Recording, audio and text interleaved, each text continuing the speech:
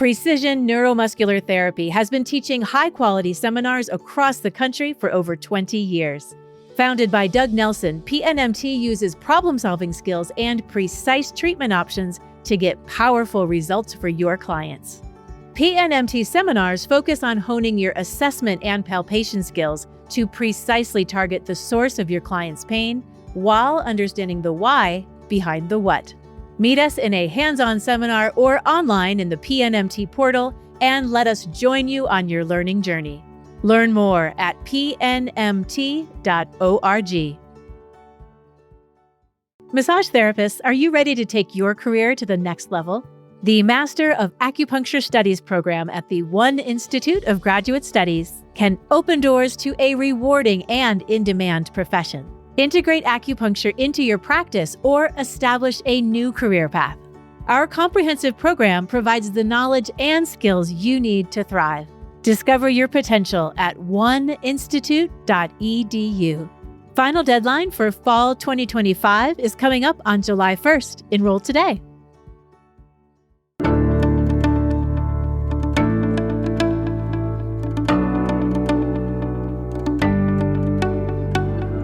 I'm Doug Nelson, and you're listening to the ABMP Podcast, a podcast that speaks to the massage and bodywork community. Would you agree that touch is a form of communication? If you say yes, then you agree that the same rules and guidelines apply to both touch and also to verbal communication. And that's the subject about which I would like to explore today, the parallels between somatic communication and verbal communication. If your words reflect your thoughts, your touch reflects your mind. Let me say it again. If your words reflect your thoughts, your touch reflects your mind. Your communication capabilities are reflected in the way that you touch another person. And let me just make the parallel. Have you ever met somebody who is, let's say, a little overbearing in their verbal communication approach? And let's just say, is that someone who's a massage therapist? Do you think their touch would be wildly different from that? I think not, right? Both things reflect our thought processes and who we are and where we come from. And that's a really important thing to be thinking about and reflect on. So let's first explore and outline some of the rules, guidelines for good communication. Then let's take each one of them one by one. So those guidelines and rules might be listening, clarity and conciseness, a deep understanding of the language used, respect and empathy, adaptability, flexibility, and then care of the instrument itself. So first and foremost, all communication begins with listening. It's the essential step, the place to begin. And think about it. Have you ever been around somebody who is just a phenomenal listener? And I'm sure that's just a wonderful experience to be around people like that. Many people have said that those people have what's often called reverse charisma, that you just feel better hanging around them because of the way they approach you. They're inquisitive. They want to understand you, the way you think, why you think that way. They ask insightful questions. You end up feeling better about you by having been around them. That's an incredible, incredible attribute, something that we could all, aspire to, correct? In verbal communication, part of that listening is then to understand how to respond because you've understood the ground on which you're standing through another person, and then your response is a product of that deep listening. Isn't that also true in the somatic realm?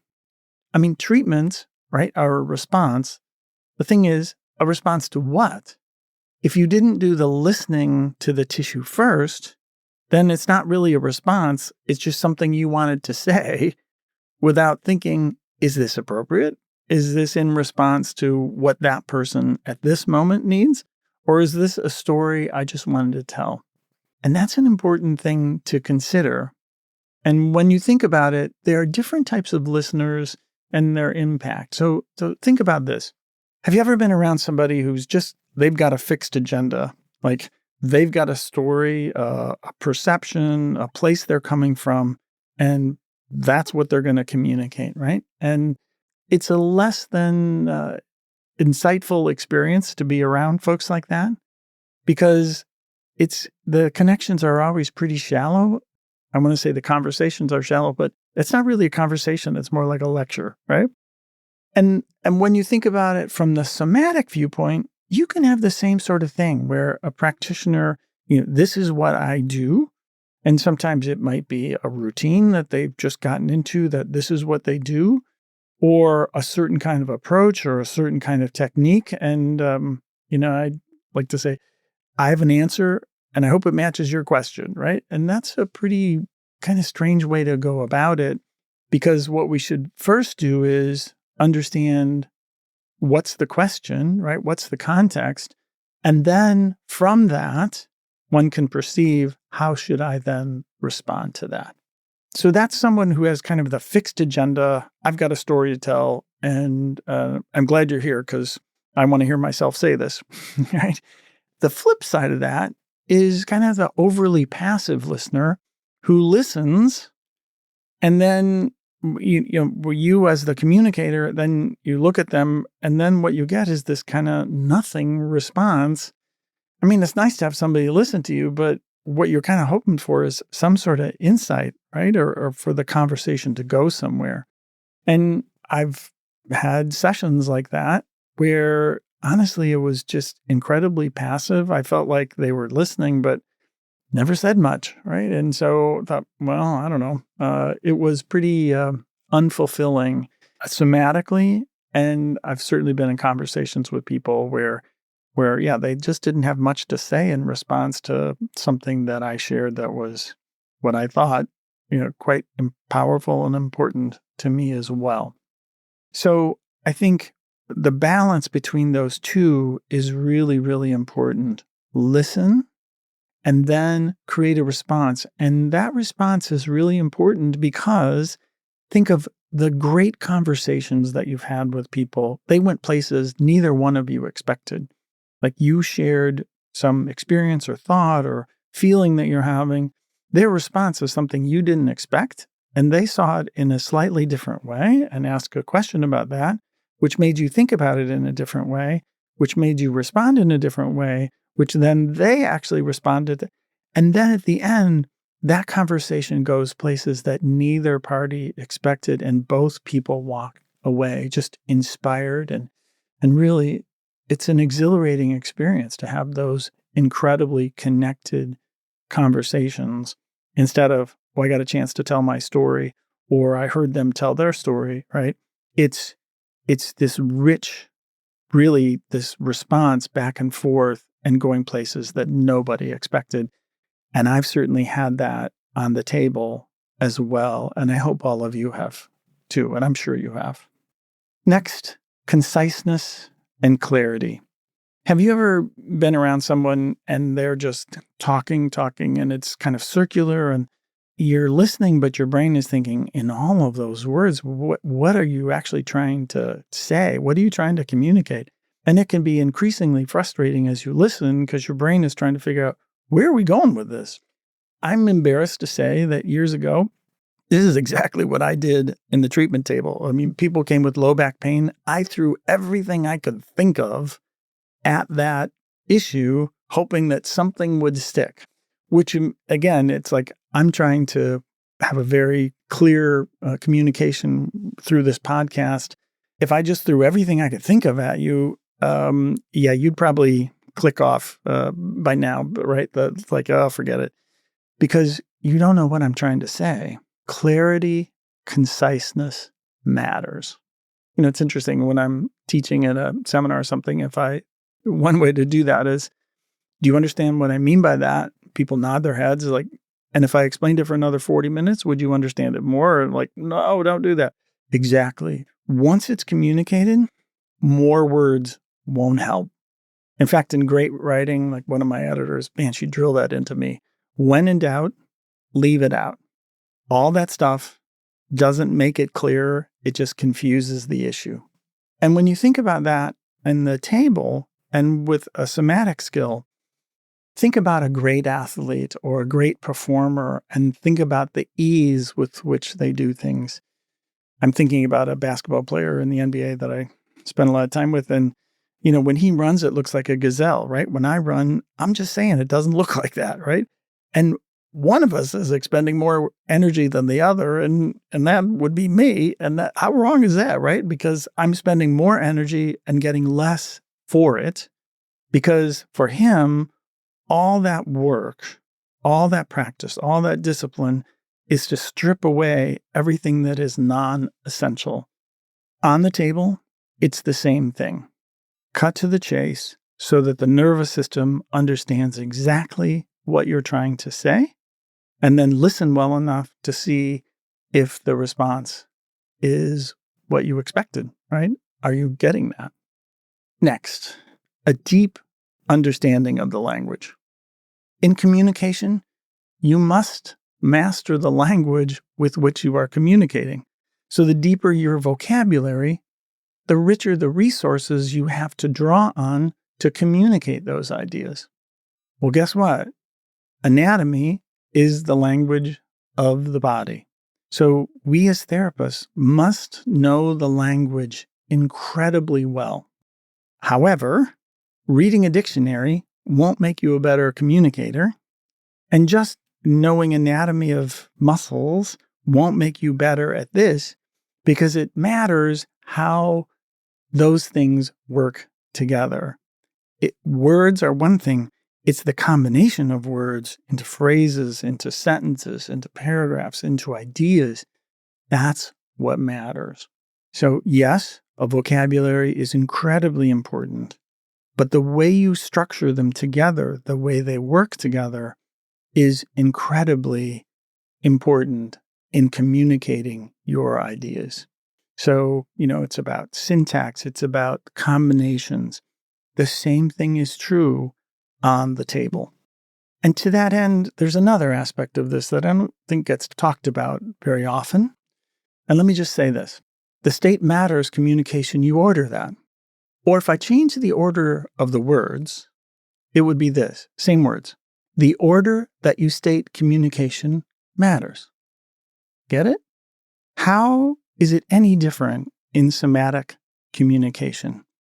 The order with which you do what you do must matter in terms of communication and resonance to the nervous system. Somehow we think that, we can just kind of randomly put all these things in pieces and the nervous system through all that is going to understand the point we're trying to make. I think not, just the same way that it doesn't help, in verbal communication, the order of the words, the sequence matters. I don't think that's talked about enough in somatic approaches. Order matters.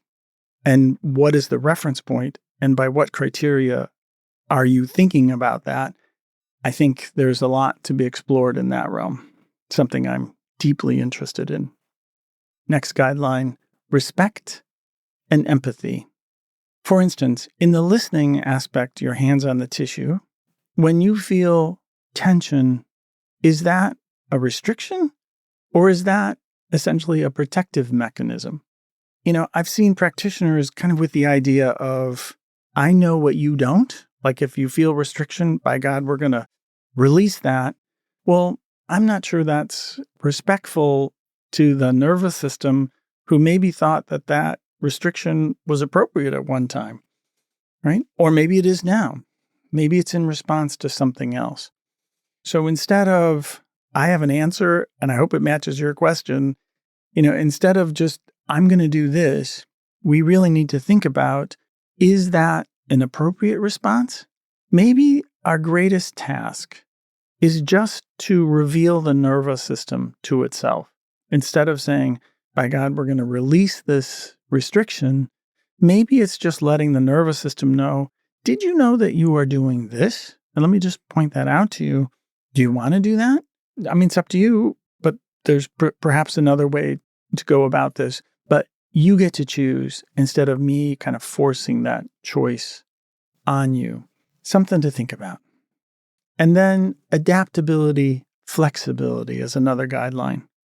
Great communicators are hyper-aware of the ground on which it falls. The same words mean really different things to different people. Yes, there are frameworks, but there's so many nuances inside those frameworks. In language, there are dialects. And it's important because if you're unaware of that, what you communicate, what you're actually communicating, could be really far away from the thing that you intend. So there's this truism in communication that the meaning of a communication is the response received. So you may be intending one thing, but if the response reflects to you something completely different than you expected, maybe whatever you intended wasn't received that way. And that's the meaning of the communication is based on the response from the receiver. The same thing is true, right, with the tissue. I may intend to do one thing, but if the tissue responds in a completely different way, whatever I was intending wasn't received in the same way. I need to change my approach. And that's why this constant feedback mechanism and being aware and listening and then responding and listening and responding is so, so important. And great communicators, again, it's that focus on the other, right? It's I'm saying this, but then the hyper focus is, and how is that received? And what is the response? And lastly, and simply, just caring for the instrument itself. For my friends who are vocalists, a couple of friends who do a lot of public speaking, they're very cognizant of caring for their voice, as we should be very cognizant for caring for our hands, even in the simplest way, even just something as simple. I remember a session where a person was right on target, and so were their fingernails. And they left a really good impression. And it's like, wow, this is on target for where you need to be, but oh my goodness, this is really uncomfortable. So care of the instrument is really important. We should all be hyper-focused on that. Our hands are our instrument. As much as we love our tables and our whatever, the real instrument is our hands and our heart. So in summary, if we're talking about communication, after the fundamental principle of listening, the response, you just need to have something worth communicating. Yeah, I know some people who are really eloquent, but they have very little of substance to communicate. Conversely, I know some other people who are really insightful and thoughtful, but their inability to communicate those thoughts make the connection with them less than satisfying. We need to have both. You need to have something to say and the skill set to say it well. Because really what we're all looking for is that moment of connection, of deep human connection. In the spoken word, it's that moment of when someone says, yes, that's what I'm saying. That like all the other stuff, yes, you finally get it. This is what I'm saying. And you can just see the way their body responds to that. Somatically, on the table, I'm sure you've both felt that when you were treating people and experienced that when you're on the table, that deep resonance when our hands connect with something that the nervous system says, yes, I've been waiting for somebody to do that. It's a powerful, powerful experience because both verbally and in the somatic realm, it's a moment of deep connection, of shared experience, and therefore shared humanity. Because at our deepest core, I think it's something that we all really deeply desire. And in the treatment room is a sacred place where we can deepen our understanding, honestly, of what it means to be human. Thank you so much for listening.